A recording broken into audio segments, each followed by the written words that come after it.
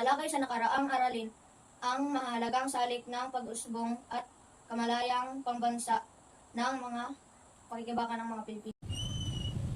Pangunahin dito ang mga pang-aabusong kanilang naranasan sa mga nanakop na Espanyol mula sa unang bahagi ng kanilang pagkolonyal sa bansa. Liban sa mga natalakay na, naka-impluwensya rin ang pagbuo ng kamalayang pambansa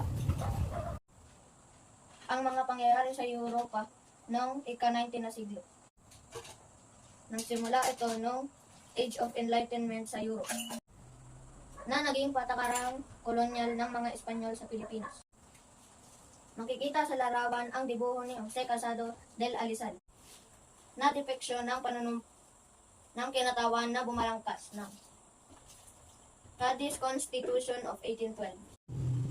Ang konstitusyon na ito ay direktang nakaapekto sa kalagayan ng Pilipinas bilang kolonya at sa paggising ng mga Pilipino na maging malaya.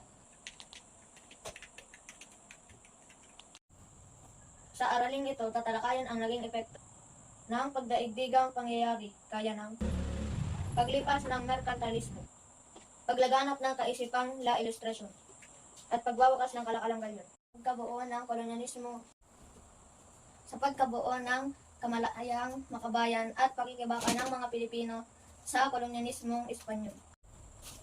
At ako si Enrique Jacob Bigongol, nagre-report sa inyo. At magandang umaga sa inyo lahat.